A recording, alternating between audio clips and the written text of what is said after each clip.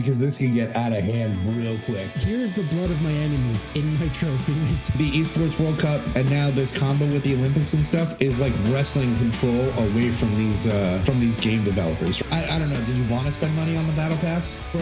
Because it sounds like nonsense.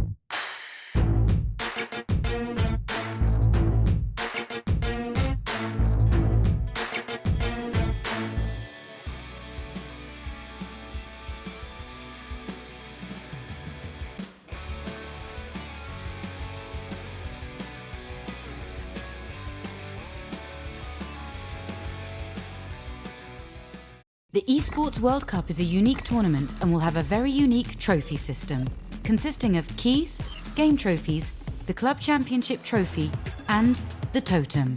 Introducing the key. This symbolizes a participant's right to compete in Riyadh. Each team or player will receive a personalized key consisting of the inner key and the outer frame. Winning a competition earns you a game trophy. A champion's key will be inserted inside. The frame will be placed into the totem. A physical block on display in Riyadh, serving as a progress bar of the Esports World Cup. The totem will remain in Riyadh as a chronicle of the Esports World Cup history. Those who get eliminated throughout the competition must give up their keys and see them crushed. Their broken keys will be tossed into the totem and encased in resin, symbolizing those that tried to win but fell short. However, as an additional privilege for winning, each game's champion gets to select 3 opponents' keys to be encased in the base of their trophy as an additional, more personal prize. Losers will go home with their keys replaced with a token that marks where they ended their journey. Witness history unfold at the Esports World Cup. Like abandoned schools for like zero tolerance policies on bullying, because this can get out of hand real quick. Like the trash talk can get crazy, and then just saying like, I'm gonna go home with your name smushed up into my trophy, bro.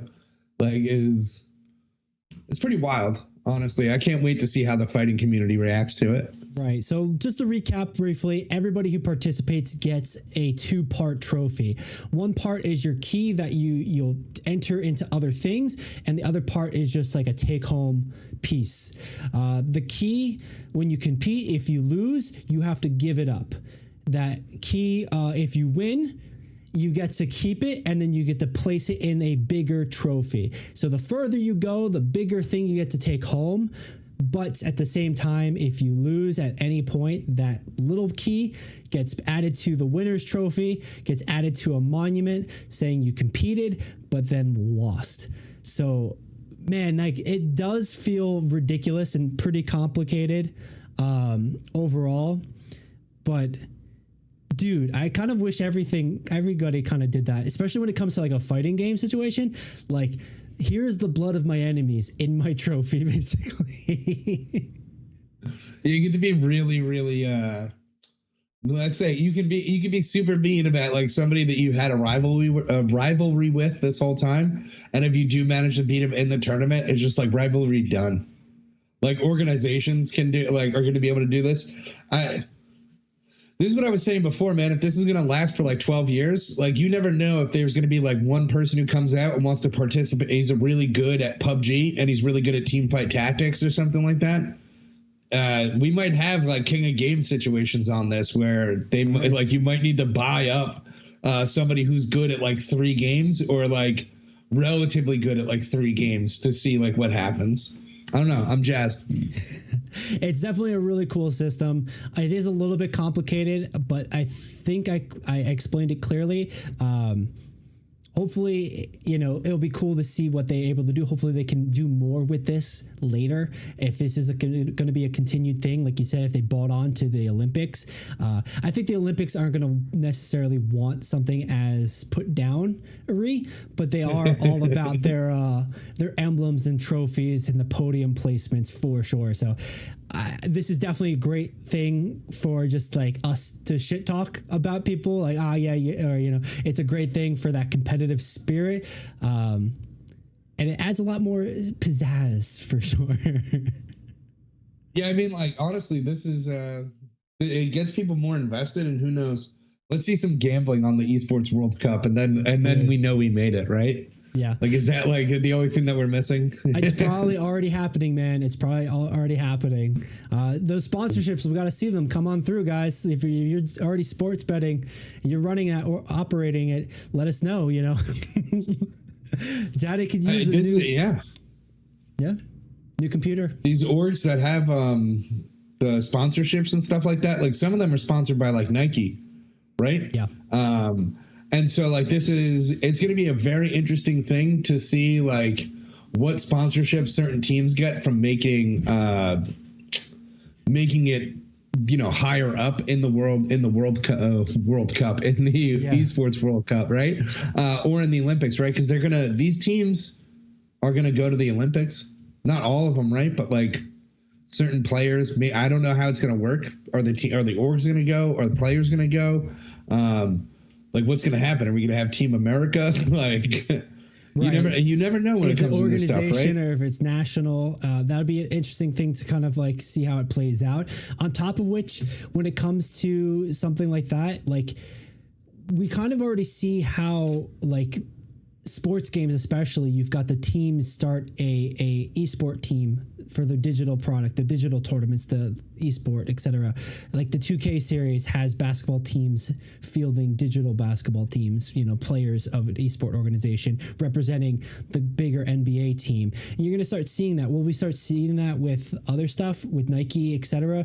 Like, how much then control does a Blizzard have in that, if for their games, or a Riot has in that, etc.?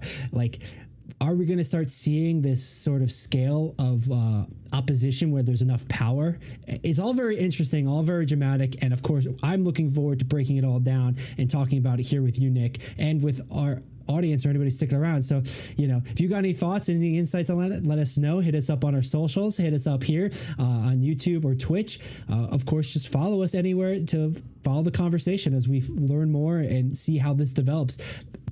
That Olympic competition is going to be sick, Nick. It's going to be so good. But yeah. I think last thing that like for me to say on this would be I think the Esports World Cup and now this combo with the Olympics and stuff is like wrestling control away from these game developers, right?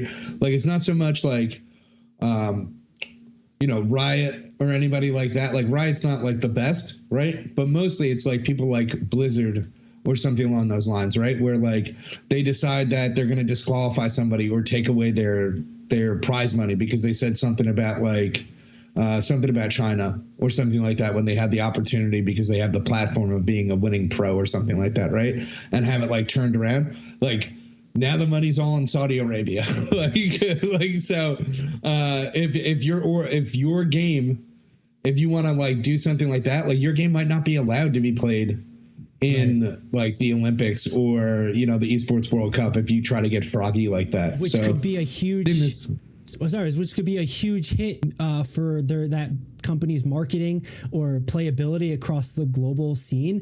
Like, oh, you're going to limit it only to North America? Great. Congratulations. Well, here's the other continents and countries that are playing this game and making so much more money playing other games because you chose, you know, to this. And just real quickly, I know we've seen Activision Blizzard do this with StarCraft about 15 years ago when they were fighting and clashing for power of broadcasting rights and tournament rights in South Korea. So it'll be interesting, to your point, how that's going to develop in Saudi Arabia with the Olympics, etc. Are the developers going to just lock it out and just not have a representation of their game, losing out possibly thousands or millions of dollars for marketing or playability?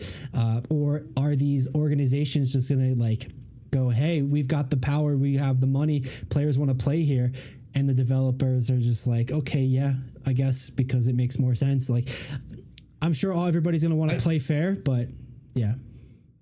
I just thought of something like pretty interesting, right? Like, so if we have the Esports World Cup with all these games, right? Like, looking at the games, not many of these, like, I don't know off the top of my head how many organizations are there from each region, but it's something to think about. I like just popped in my head because like Fortnite's not in China, right? Right? Like, Fortnite's not played in China. Any games that are pretty egregious on like loot crates or gambling or something like that against like kids, are not played in China, right?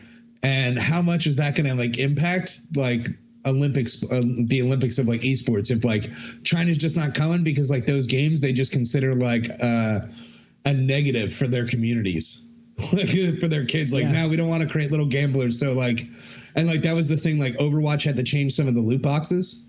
And had to come up with like the rates and stuff like that due to like China and Chinese law to stay in there, which is not an unusual thing, which is very much not an unusual thing across, but like you adhere to the one law the way you want to be. But then, speaking of Overwatch, you're speaking of Blizzard, you're speaking of Activision King Blizzard, WoW was kicked out of China recently, and I think they're just now making a return after like a year and a half. And it wasn't because of the allegations or the controversy legally that they had.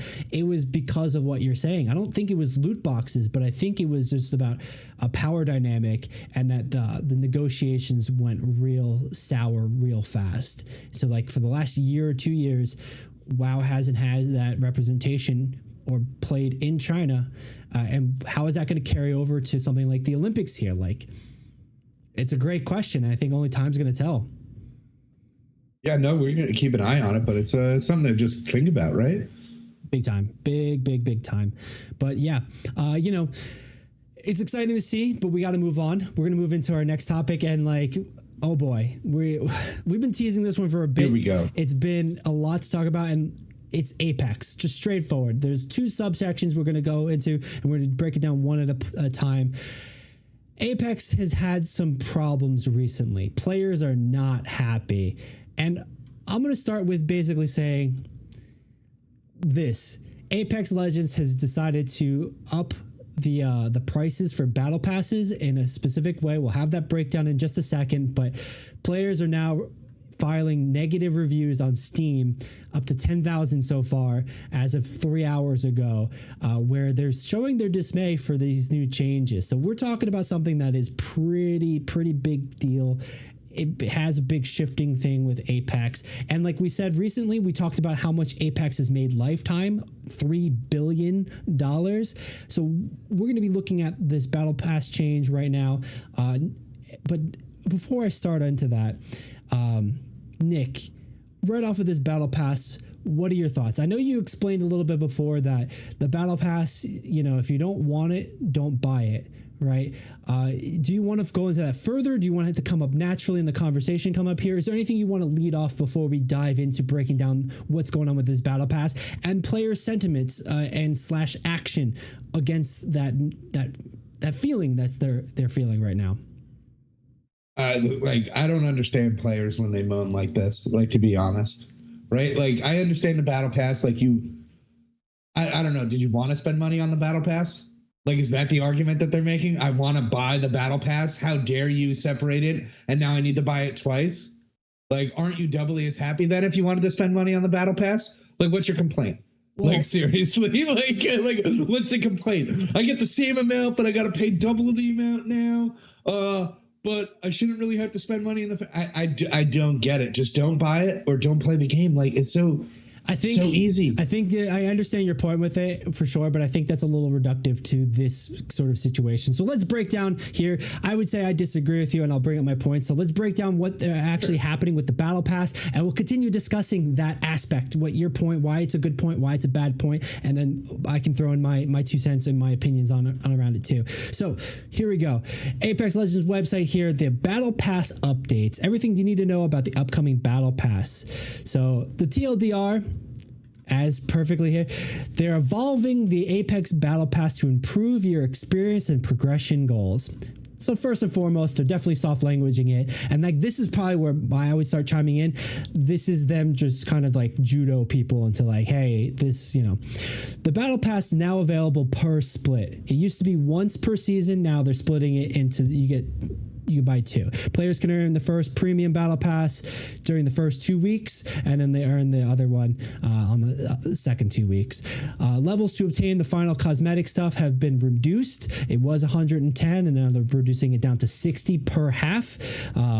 So not even like a true half, but something. And the rewards from the battle pass that frequently weren't being used have been removed.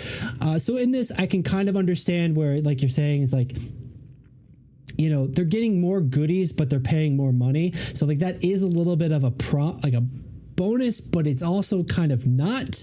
Like moving into the free track, so you're not spending any money. They refreshed the what is it? Rewards have been refreshed with the following available across each of these split. So you're getting 200 coins, 7 packs, and 1 complete epic set from just playing for free, which, still pretty good. Premium track rewards refreshed the following to be 2400 CM, 1300 AC. So the digital currencies, the different digital currencies, 10 exotic shards, various packs, 1 reactive legend. And like, I can go through a list of this, but the kind of thing that's crazy to me with this, it's all digital, right? Like it's all just fake imaginary things. They do not exist, but like this is what they're throwing in to justify that price point, and now that upped price point or that split price point. So Nick, chime in. What do you see? What are you laughing at? Bro, because it sounds like nonsense.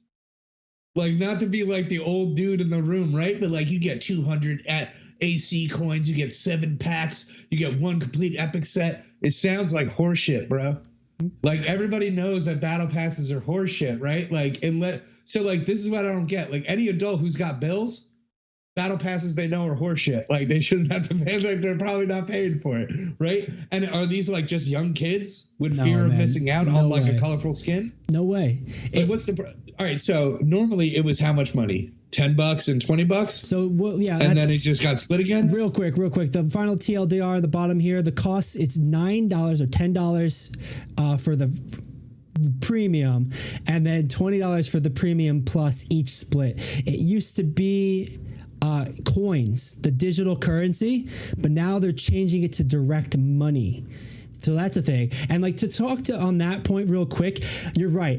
It sounds like gibberish. It sounds like garbage. It sounds just like made up fluff that people take seriously because it's been emotionally invested into the seriousness of it. And that is a big strategy with freemium stuff or with casino sort of stuff. You disassociate the real value from the perceived value. So you don't spend real money. You spend Apex coins or like Predator credits, right? And that disassociates what that actually means in your head so that you don't realize, oh, I just spent $100. I spent 1,000 Predator coins.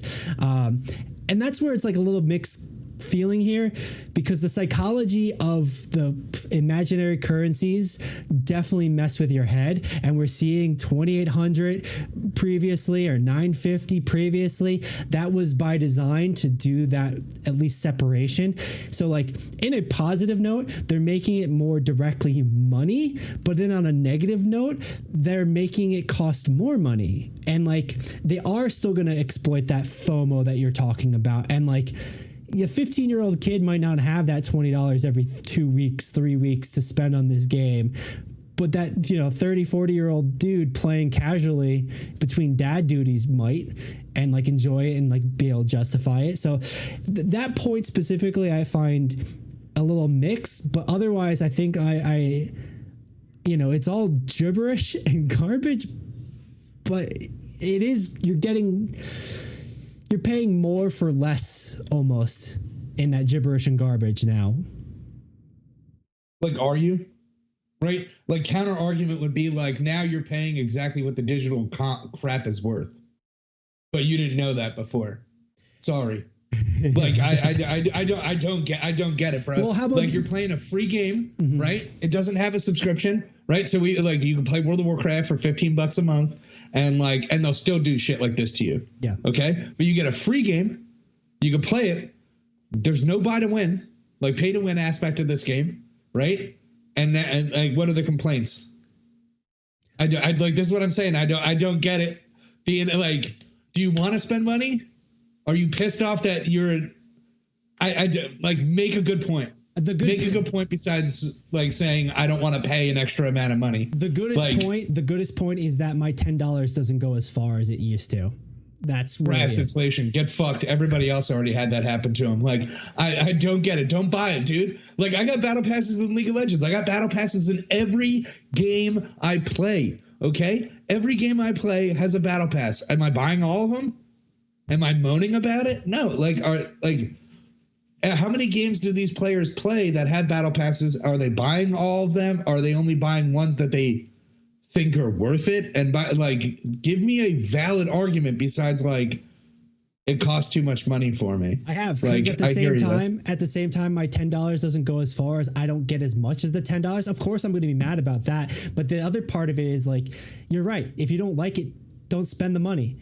That's the better action to take than complaining about it on Steam. I guess complaining about it on Steam does hurt and impact the developers, because we've seen that happen recently with Helldivers. They have not been able to bounce back from that massive campaign that was organized and pushed through for it. But that could be also a few other points.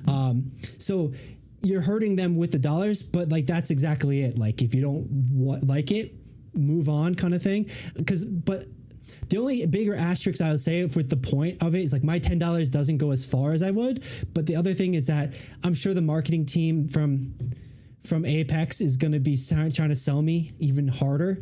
We're seeing how the wording on this one is trying to judo a little bit. We're evolving your experience. It's yeah, technically, but you're also making me spend more. And you're right. Nobody's making anybody do anything, but I'm sure there's going to be that FOMO, that marketing thing. And of course, it's almost like cable. We're old enough to know how much money it costs to watch cable TV. If you want to watch one channel, you got to buy 200 channels. You got to spend $300 just to watch that one thing you want to. This kind of feels like it might be going that way. It's not super hard evidence. It is broken down into 2 half packs, so you have a little bit, but in that way, I don't know, man. You're getting less for paying more. You want every skin that comes out in the battle pass. This is the confusion that I have, man. Is that are they literally saying I want every fucking thing that this company tries to jam down my throat?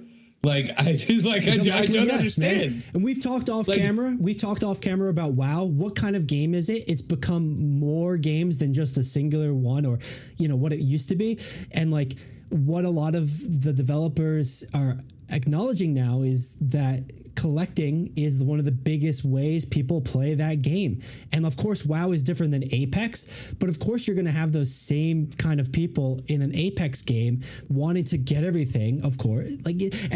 That's where it's a little bit deceptive. And I agree with you. If you don't like the price point, don't buy it. To move on.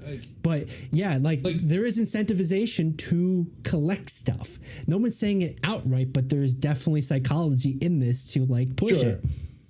Just counterpoints. Did you think Apex was going to last forever? Right? Did you think that the terrible business practices that you, being a person who pays for a battle pass, has cultivated, right, along with all of your buddies who pay for battle passes, did you think the price wasn't going to go up? Did you think it was going to stay the same, that your value was going to be there the whole time? I don't like the company for doing it, right? Yeah. But you have to use your brain when saying the counter argument be what do you get out of Apex for free? So Nick, right? Nick, and are you cool with it? Right. Yeah. You get stuff for free and the go back to not paying, but to ask or expect that they're going to charge more for the same thing or less, that's, I don't know. I don't think that's really fair, because generally speaking, of course you're not. Of course, we've shown how it is a positive game as far as the experience. Generally, it is a sustainable game. They've made $3 billion on this game. There's no signs of it slowing down. There's no real signs of it losing money and maintaining, and for them to then hard pivot this, it feels like a Bobby Kotick sort of decision from Activision Blizzard kind of moment, and that they're trying to mask that. And that's, I'm sure, where people are upset. But at the end of the day, you're right. If you don't like it, stop paying for it. Stop playing the game. Give them the bad review on Steam and move on. That's kind of it. Just hit them where it hurts in their wallet and then move on. I mean, they're not going to stop playing. You're right.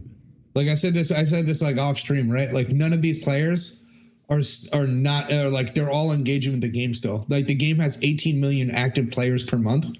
Right? Steam was negatively impacted by nothing for the most part. At most, it has little over 500,000 players playing on it. you need to not play the game that you get for free, that you're still going to play the game anyway, because your gameplay experience has not been negatively impacted by this nonsense. And it's been the same price for the battle pass for how many years? How many years has Apex been out, right? Like, and I'm not making the argument, oh, they should raise the price. I'm making the argument, if you don't like these business practices, you should never buy a battle pass. That's it. Buy the coins, pay for the skin, and never buy the battle pass, because you're the reason why they think they can double the battle pass money. And get away with it, yeah. And get away with it. Like, it's not me doing it. Like, I'm not the reason why this shit happened. Like, which is why I'm a firm stance of, I'm not paying for the battle pass regardless of what game it is. It doesn't add anything to my gameplay experience. And matter of fact, it probably has a negative impact on my gaming experience, because if I buy it and I don't get every single thing out of it, I will actually be more upset than if I didn't buy it at all. Much more reasonable sort of like nuance that you're explaining there. I agree with that. And you know, there is the sketchy part where you're going to be pushed or incentivized or like just FOMO'd into like wanting to, etc. And that's what the company is going to company and do. Capitalism's going to capitalism. I have a quick question though, and I think it's true. The new champions are basically not hidden, but they're in the battle passes, aren't they? That could be a valid complaint.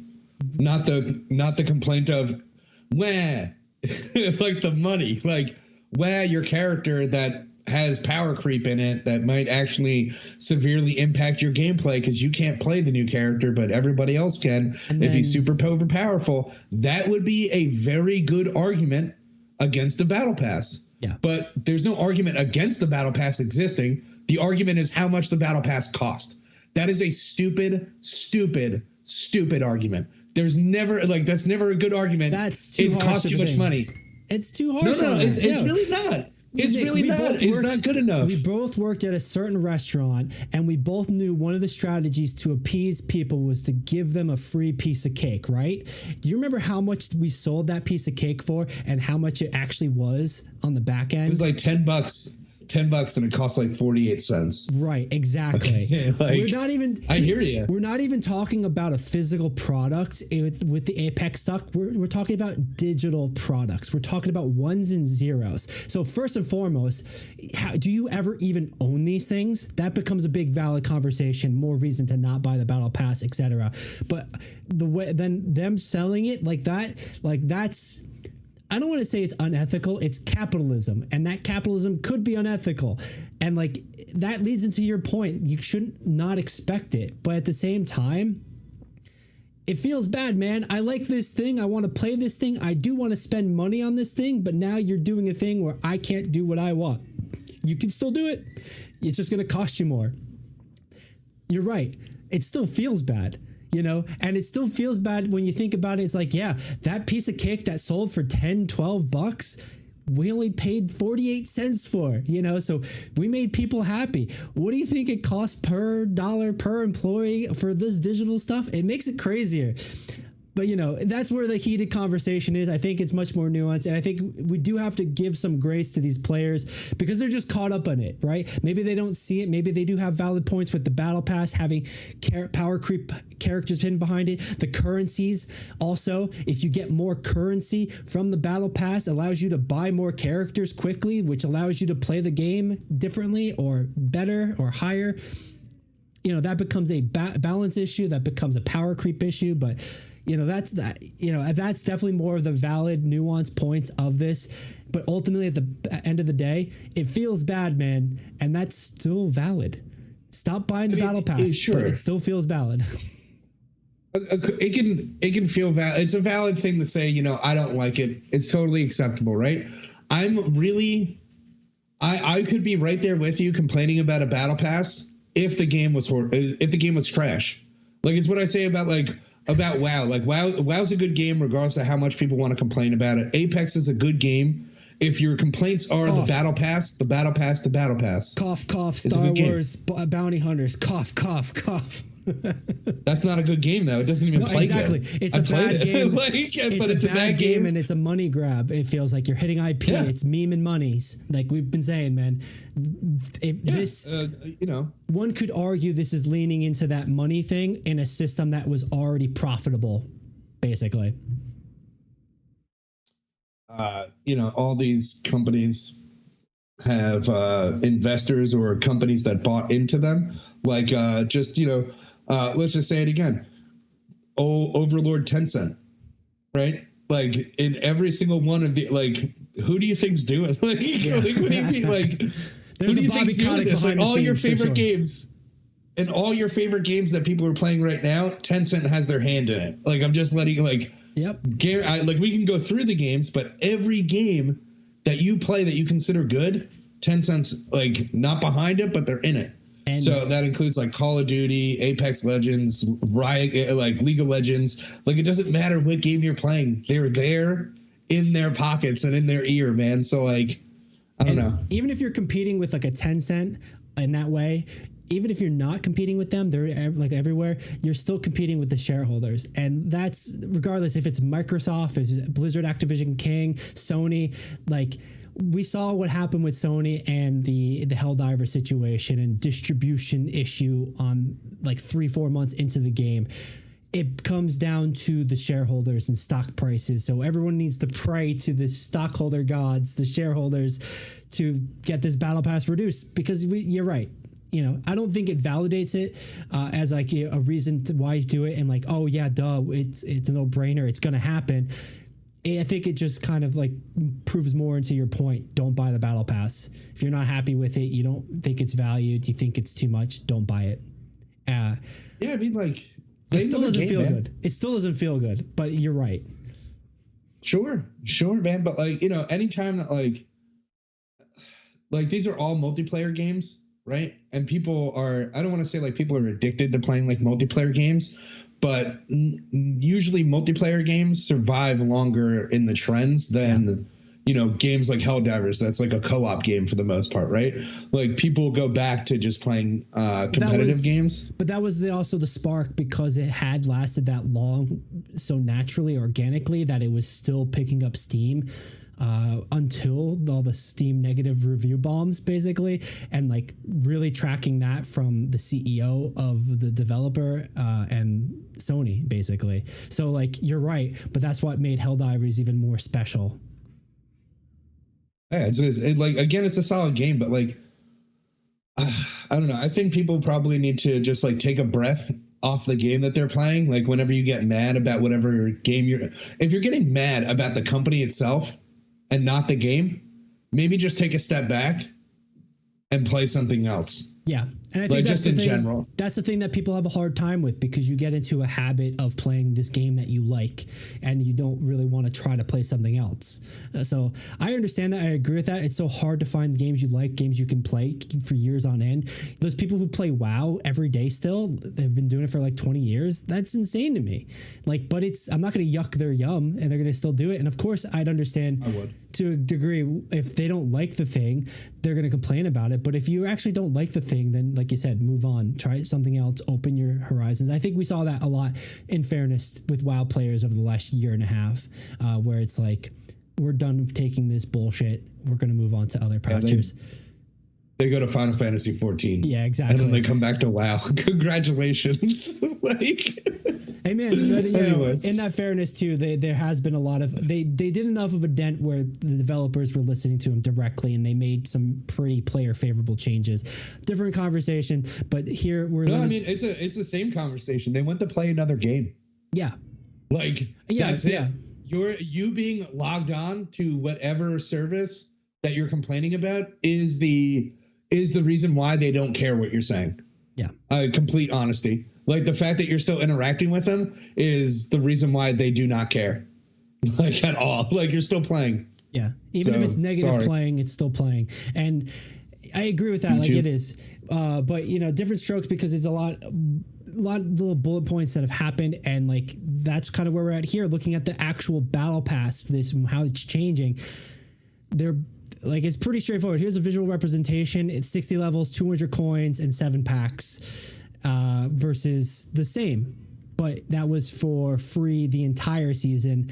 So you're probably even getting a better situation if you're just playing free the 2 half. But from what it looks like is that the free is not, not being split into 2. Am I reading this correct, Nick? Do you see the same thing that I'm seeing, that the free path is for the entire duration of the both half seasons? I didn't notice that before. No, it says 60 levels.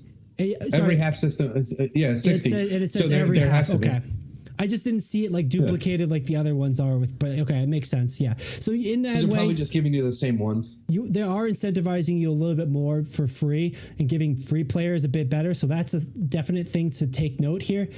You're getting more for being a free player because you're getting this twice. You get 60 levels versus the 110s. You get 200 coins per half season. So that's 400 for what it would be now.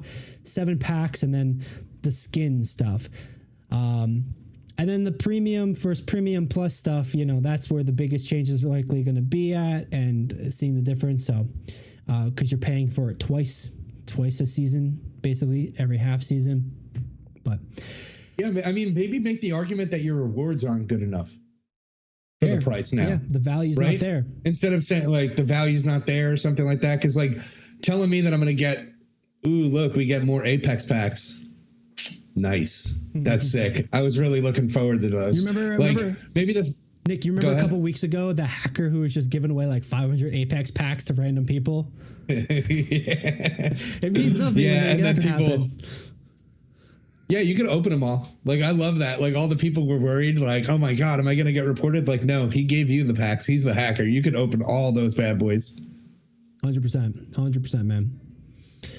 But yeah, the value just doesn't look like it's there, honestly. And I don't really know what a reactive weapon is. Hey, Billy here. Wanted to take a quick minute to let you know a few different things. If you enjoyed the video so far, please consider liking and subscribing. It really helps us out and it tells the algorithm to share it with more people. You can find the Esports Meta live every week on Twitch and YouTube. It's where we film the podcast or hang out, play games, and chat. If social media is more your vibe, check us out on Instagram, TikTok, Threads, or Twitter if you use Threads. Does anybody use Threads? This is a video game community that's excited to talk about esports, so jump into the conversation. Of course, you can find more videos like this here on YouTube. Just hit that subscribe button right there or there. Thanks for watching, and let's get back to the show.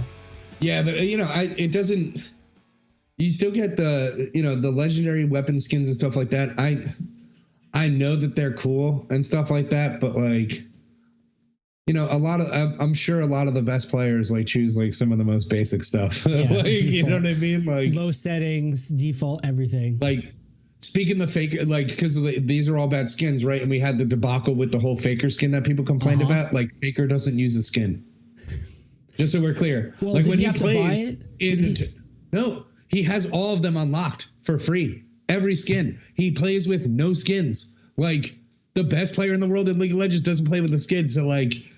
If you want one, go ahead. But like,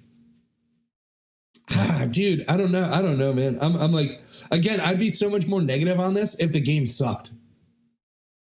If the game sucked, I'd be like, yo, you're not getting anything without spending money. So like, yeah, this is a good complaint. But like, I think Apex is one of the best like games out there as far as shooters. Like the way that like the game has upgraded itself, it's done things for quality of life for over the course of its lifetime. Like it's done a lot for the player base just in general to make the game better and good, and it's a solid game. Yeah, that you don't have to pay for. And I think that's also why this one hits and hurts a little bit much, because you'll have other games and stuff complaining about their battle passes and monetization paths, and then you have like an Apex or an EA doing this to them like that. And so like, in retrospect, the other ones don't look as bad, but it's the same idea. But speaking about that quality of life that you're talking about, that is a great sort of way to pivot us into our last topic, and might arguably be the biggest one here, dealing with Apex, because what you're seeing is essentially a difference in power level from people who use controllers versus people who use mouse and keyboard. So this came out a couple weeks ago on the on the Reddit, Apex Legends, and I'm going to bring it up real quick. Life is Bad Clothing posted it. I think they're the ones who designed it, or if they're reposting it, but basically they did a number study showing that the performance of accuracy and I guess standings at the end of a match for Apex Legends statistically, analytically, was rated way higher on controller with auto aim and magnet aim than it was on mouse and keyboards. And there was a pretty prolonged, detailed report over the last 4 months. So at this point, it'd be 5 months looking at it. Here is the full spreadsheet. We're talking numbers. The math magicians have figured it out. I have showed it. And like, there's some pretty serious and ridiculous some points to me here. So this has been motivated. Let me read this real quick. The comments directly from the person who did the study here. Motivated by how tired I am of the aim assist debate, I decided to crunch numbers from the leaderboard to see the unbiased statistics had to say about input balancing. With approximately 10,000 players analyzed over 4 months, which is a huge sample size and data set. This is the largest analysis of this kind and is the best data we have to perform the analysis, as we do not have access to the data for retail Apex. Okay. The top mouse and keyboard players accuracy wise are at the bottom of hours played range. As we can see in the graph, as time goes on, there's a clear regression to the mean for mouse and keyboard players. Top mouse and keyboard players who have played at least 100 hours is Future WYD. He played in the last North American placement qualifiers, and he had a 35% accuracy. Future's alt account, somebody's alt that plays controller, had a 38% accuracy. So already what we're seeing is players who compete at the highest levels with the most, like a good amount of time, not the most time, but a good amount of time, that their accuracy peaking is lower than controller stuff. There are only 4 players from mouse and keyboards in the top 1,000. So you're talking about 0.4% of players that use mouse and keyboard in the top 1,000 range here. So that's, and then the top 4% of mouse and keyboard players, average accuracy is the average for the entire population. So if you're using mouse and keyboard, if you're the top of that game with mouse and keyboard, this report is saying that that is the average of the regular Joe Schmo controller player with the auto aim. Wild, man. And the last bullet point they have here, before I get your thoughts quickly, Nick, is the 10,000 players are made up of 6,000 mouse and keyboard players and 4,000 controller players. So that's your sample size and where it's separated. It's not quite 50-50, but it's near 50-50. But that's wild, man. Like 0.4% of players that use mouse and keyboard are on the top 1,000, and 4% of mouse and keyboard players average the normal controller accuracy. What are your thoughts here, man? Couple thoughts, right? Like, it's no wonder that it always felt better to play it on the Xbox than it did on PC. I was like a PC gamer, right? I felt that same way about a couple other games, but like, it's always been a weird debate for me. Like, what's the debate here? One person doesn't have cheat codes on? Like, in general, one person just doesn't, like, if the argument is one person plays with mouse and keyboard and the other plays with controller with cheat codes enabled, like, the argument sounds stupid and falls apart. Right. Like, it's when aim they assist. compete against each other, that's where the problem. If they're competing by themselves, like, controller versus controller, that's not really, everyone's got a superpower, so it doesn't matter. But if I'm competing against somebody who doesn't have that, so I got that's where I wanted clarity on yours. Integrity. It was never there to begin with. If you're using different things, it's never there. It's the reason why the games like Street Fighter have to change when more players are using hitbox than they are controller or, mouse and keyboard or something like that, right? Like,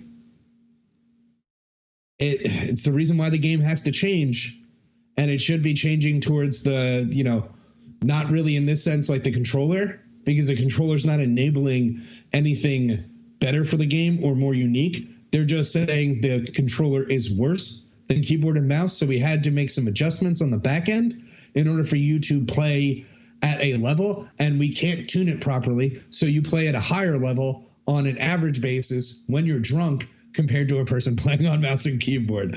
Like, so Yeah, like man. it's a proper complaint. I think that's some good points with that, where it's like the tuning of this feature is overtuned for controllers, where you're getting the average player base on controller is performing at the top 4% of mouse and keyboard players. That's wild. That, you know, but there should be different controllers, right? There should be accessibility, and people should use what they want to use to play a game, to compete in the thing. And like, that's part of all of it, especially with fighting games. People were building their own boards, right? And now Hitbox has their own standard one, because you have the inputs not from a joystick, but from the buttons, and you can do kind of cool different things. You're not going to get that really here. And this becomes like a developer issue, like you said, and that's where the problems come. Definitely not. Absolutely not. I think every single keyboard and mouse player should be compensated, honestly, with something for free for this game. Like, give them some Apex coins or something, or some packs, because like as soon as the reason why the aim assist was put there in the first place was because controller players complained that they couldn't play at the same level as a mouse and keyboard person because their chosen input device wasn't as good as the intended input device, right? Like, this and that's game, also like, chosen play system, right? I think that's it's a clunky way of saying it, but also they're choosing to play on Xbox. Maybe that's the only place that they can play it, but 100%, right? But like, still, if you want to go to a Street Fighter tournament with a Guitar Hero guitar and play in that tournament, that is your choice, and you can do that. But get good. Get good, son. Get good. Like, that's your choice, right? Right? You can't complain about the choice that you made. Like, and also, bad thing for Xbox, I think they removed like the functionality of like the keyboard and mouse stuff for other like shooters in like their firmware and stuff like that. So like, I'm not entirely sure. I know Overwatch was trying to tackle that for zimming, and like, I think zimming happens in a lot of ways. They use mouse and keyboard, but utilize the auto aim plus the mouse and keyboard kind of shit. I'm not sure if Microsoft got rid of that. I know there was a big push for accessibility controllers for handicap and just special needs, and like, you know, all the different sort of disability stuff. They're diversifying the inputs for that. So I don't know if that was a byproduct of that change or if it's just not true. But clearly here, Apex has chosen to sugarcoat it for you controller babies. A little bit of a salt thrown there, but I'm going to catch flack for sure in the comments. A little bit of a sugarcoating for the players who use controllers, and like, a little bit justified, but like the rate it's working at is absolutely not justified. For there to be a 38% accuracy rate compared to one of the best players only having 35 on mouse and keyboard, that is all, bro. That's Miles. That's him. Yeah. That's nobody knowing who he is and like him being able to play the game on his alt account, and him just playing on controller without anybody knowing who he is, it's literally almost a 4% like increase, right? Like, it's 3%, a little over 3. You're right. Sorry. Thank you for correcting me. There's no reason that the same person should have different accuracy rates at that well. And like, of course, yes, mechanically they are different, but like in a true balanced world that a lot of people complain about, that should be the same accuracy rate, and it's not. It is absolutely not.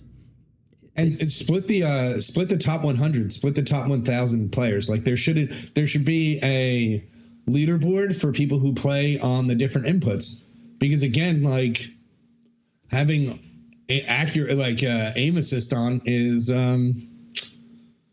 something that's enabled, whereas the other person doesn't have that enabled, right? And there's no argument you could really make to justify why they don't have it, right? Just that, you know, controller is harder to play with for a shooter or a game compared to playing on mouse and keyboard, it's not really a good argument. You have the choice to play on mouse and keyboard. So separate them, and then people it's going to feel bad, but no, the top 10 controller players are not as good as the top 10 mouse and keyboard players based on numbers. I don't know them personally. I'm not naming anybody, but based on these numbers alone and just having a cheat code enabled, you're not as good. So your bragging rights go down. You know what I mean? Shut up. You play on controller is an argument that the number one player on mouse and keyboard can make if you bring up accuracy, if you bring up how good you are, just in general. Right. So real quick, the counterpoint to this might be, well, isn't mouse and keyboard a superpower because you control it differently with a mouse and a keyboard? It's not aim assist. Aim assist is a superpower, but wouldn't that be a similar superpower? You can move quicker, you can aim quicker, you could so you're not traversing the world quicker, but you are turning and pivoting quicker because you're able to move the mouse quicker than the joystick on it. But I think that's also I'm going to solve my own question, answer here, my own argument here. It's you're talking about physical capacity, not developer code. Aim assist is developer code that these controllers are relying on, which again becomes problematic because it's developer issues. Developer issues wanting to make you feel good about your experience and feel comparable to keep up in these games when they should just make a better game. Yeah, I mean, the developers could be honest and say you're right to the player who says it feels worse to play on this and play this game on controller than it does compared to the people on keyboard and mouse. I don't feel as good. I'm as good as they are, right? Because I'm playing on keyboard, and the developer can go, yeah, because I don't want to burst anyone's bubble, but the keyboard and mouse happened before the dual stick controller. So with games. So I don't want to be a dick here and say that maybe you just downgraded in the wrong sense of being your family entertainment system of your Nintendo, Xbox, and Sony PlayStation. Right? I just throwing it out there. It sounds like the controller was a downgrade, right? Just in general, and it's been proven it's kind of a downgrade. At the very best, it was a side grade. At the very best, and also with that, it's players. It's not slamming their game sense and their strategy and their tactic, but it's slamming their mechanical controls. That you're basically using something that magnets you to these people in these places, and the numbers are just stating that overall. So how is that competitive integrity when they play against each other? How is that competitive integrity when somebody's going to say they're good? You're not good because you're playing with bumpers on the side of the bowling alley. Oh, you got 300, you hit all strikes, you have bumpers on the side. It's only going to go that way. Yeah, think about if you didn't have aim assist and you had a 38% accuracy on controller, right?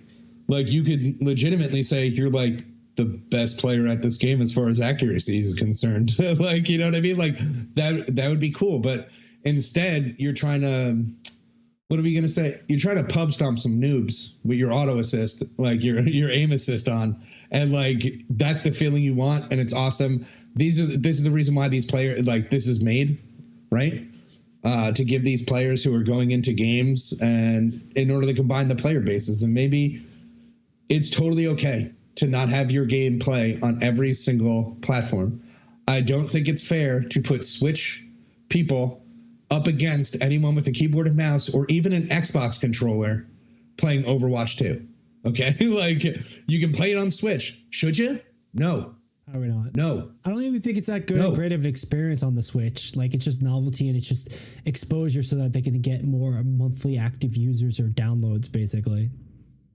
These hardwares are they're great. They're awesome systems, but not every game needs to be played on every platform, just in general.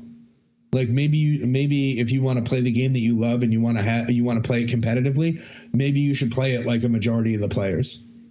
Yeah, I think that's a fair thing to say. Like, I think that nuance of the asterisk there is competitively. If you're looking for competitive integrity, if you want competitive, if this is just like Hello Kitty Roundup, the second time I mentioned this game, we could play casually on all systems, cross play, and be completely fine. But the second that there's like a leaderboard or a competition, like the nature of battle royales is that somebody is first place and somebody is last place. And if that's going to be in your game, then there's competitive integrity needed. Like, that's plain and simple. Yeah, I think like personally, if I lost to if I was like the first, like second place in like a tournament and I lost to like a person playing controller versus like me playing keyboard and mouse, I would personally be pretty pissed and think that I was kind of cheated out of the out of first place. And like they have an argument for it just in general. So like, right. And actually, you know, this is an article, a data that's like talking about the top accuracy, and some of the comments off the initial, you know, Reddit and Twitter are known for the I say this sarcastically, they're excellent comments. You know, it's kind of hit or miss with some communities in Reddit, but these seem pretty solid. They bring up a good point. They imagine that the discrepancy would probably get even worse at lower skill levels, right? The magnet is going to be more impactful on controller at the lower bronze or metal sort of ranks versus Predator, the top rank, whereas you can like compensate. It's going to be closer, but like still the data has proved that at the top level, there's still a 4% difference nearly of this one player from mouse and keyboard to controller. And at the top 4 mouse and keyboard players are in the top 1,000 of accuracy. So like you've got 996 players using controller that have the top accuracies at the top level. I can only imagine if you looked at the bottom levels, mouse and keyboard is probably sitting at 5%, whereas that controller is probably still sitting at like 20-30%. And like that's a valid point from these comments down here, where that discrepancy at the low levels probably make it even more unbearable. Bro, this is the craziest stat on this whole thing. The 400 players, okay? Let's just like say like 400 players for mouse and keyboard, 400 of them is the entire 4,000 player base of controller players. Like if we just take these numbers alone, 6K and 4K with the top 4%. Think about that. That's wild. That's very silly. That's very silly. That's this one that you're talking about right here. Yeah. Yeah. The average accuracy for the entire controller player population is equal to the 400 top players with just these numbers. Like I'm sure there's more players, right? But if we just use these numbers, like, because obviously the control players, that's going to exponentially grow with how many, like if they have 18 million active monthly players, right? Like we could do the math. Like if we find out how much of that 18 million is keyboard players, but that is crazy. Yes. The delta on 400 versus 4,000. 3,600 players. Like it's insanity. Tenfold, yeah. Dude. So like, I don't know. So, okay, I got this point. You know, we're highlighting, and I think it's plain to see. I think anybody could like see how much of a competitive deficit this is at. What would you like to see changed? You as a viewer, if you're watching this, what would you like to see changed? If you see this and you're like, oh, this is not a problem, open your eyes, man. Like we have numbers. We've got over 10,000 statistics over players over 4 months showing that you're wrong. But if you do think this is happening, how has it felt in your games? What do you think that the developers can do about this? What do you think should be done about this? And that's a question for everybody out there. Leave a comment. Let us know. Send us social media. Tweet us, thread us, TikTok us, all of those things. We'd love to see it. But Nick, directly right now, what do you want to see changed? How do you want to see the developers change this? And if you want, I can go first, but I do want to hear what you have to say. I mean, like the simplest answer, right? There's only 2 simple answers would be to like get rid of the aim assist, right? Or put aim assist onto mouse and keyboard to increase them up to the average of the controller players, right? But what does that do? It means the top players that are on mouse and keyboard now got cheat codes enabled, right? And so like that top 4% that's equal to the whole entire player base now, you know, maybe they just start pub stomping everybody and now they're out of control, right? But maybe just make the game plain and let's all play, you know, chess. Instead of trying to play like checkers versus chess with the controller versus the keyboard, just make the game, choose whatever input you want to use and get good using your input and don't complain about other people. Like, you know, stop watching people's pockets is what I'll say. Like, stop watching their pockets, bro. It's not about the other players. It's about you. It is about, Exactly. So I think I agree with that. I think another tool they could do, but I don't really trust them, is you can tune down the magnet on the auto aim on controllers. I don't think that's a great solution, but it is probably the first thing and the simplest thing they can do. They're clearly choosing not to. They clearly have put it there to make controller players feel better overall on average. When you have, like you said, a delta like that, when 400 top mouse and keyboard players are equal to 4,000, the total sample size of controller players, that's messed up. And that's something that the game is doing on purpose. It is working as intended. So the first thing they could do is change that. But I still don't trust that. I don't think that's a complete solution. I think the second solution is get controllers off of competitive play versus mouse and keyboard. Separate them. It's fine if you're doing quick play, you're doing like fun modes, but I'm pretty sure, right, Nick? I think they compete. I think you can go mouse and keyboard versus a controller versus a Switch, all in the same ranked match.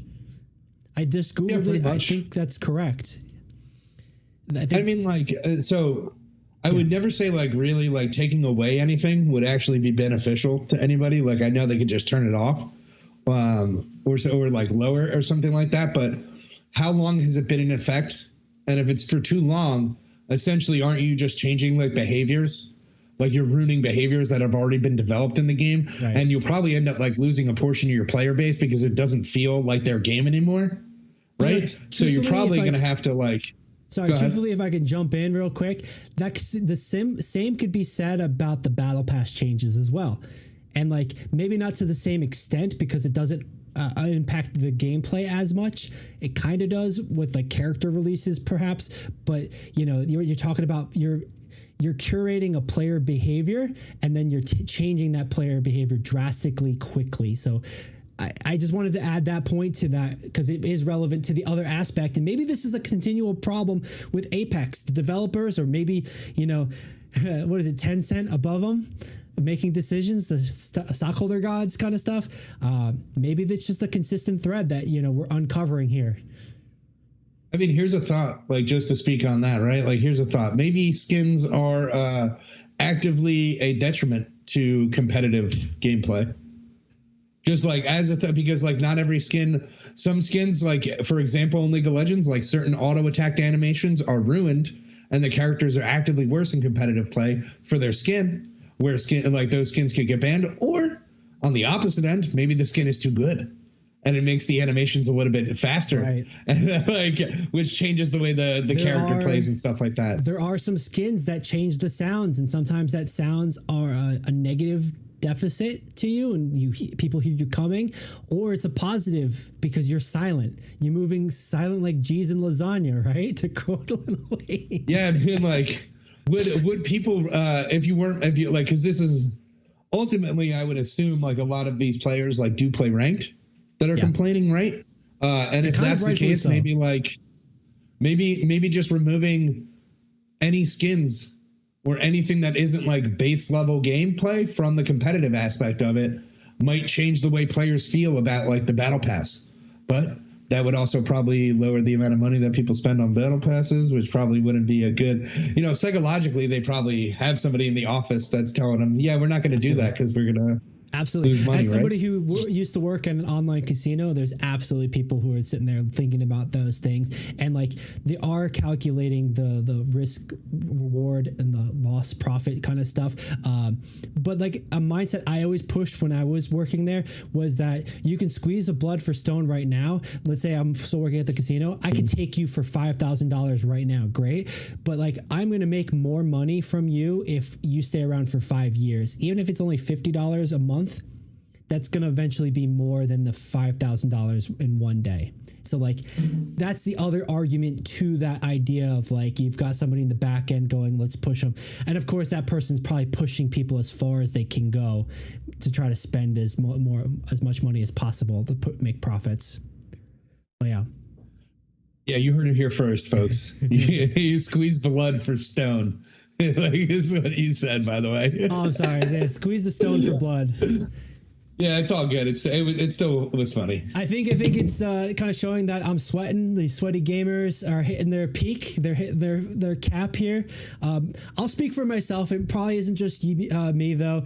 Maybe it's somebody out there. But you know, that's kind of it. As we wrap up, Nick, I think it's a good point in time. Do you have any final thoughts on the topics? What are you looking forward to at the Esports World Cup this coming week? What do you want to see Apex change with the Battle Pass and the controller stuff? I know we just talked about that, but just wrap it up with a pretty bow for me. Hitbox, make a new Apex controller that is part keyboard, part controller.